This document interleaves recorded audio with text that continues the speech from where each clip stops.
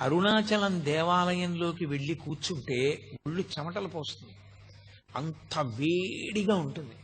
ఆ వేడి నిజంగా అగ్నిహోత్ర స్వరూపంతో ఉంటే మనం తట్టుకోలేమని ఆ వేడి రూపంలో ప్రకాశిస్తూ ఉంటాడు ఆయన. కాదు కాదు, అసలు యథార్థం ఏమంటే అది జ్ఞానాగ్ని. ఆ జ్ఞానాగ్ని ఎవరికి కలుగుతుందో వాళ్ళ కర్మలు దగ్ధమవుతాయి. జ్ఞానాగ్ని దగ్ధ కర్మాణం అంటాడు భగవద్గీతలో గీతాచార్యుడు. ఆ జ్ఞానాగ్ని వలన మళ్లీ పుట్టవలసినటువంటి అవసరం లేకుండా పాపములన్నీ కూడా కాలిపోతాయి సంచితముతో కలిపి. అంత గొప్ప జ్ఞానస్వరూపమే రాశీభూతమై లింగస్వరూపాన్ని దాల్చింది. అందుకే దాన్ని జ్ఞానస్వరూపమైనటువంటి అగ్నిలింగం. అందుకే అరుణాచలంలో ఉండేటటువంటి శివలింగము భౌతికమైనటువంటి అగ్నికి ప్రతీక, జ్ఞానాగ్నికి ప్రతీక.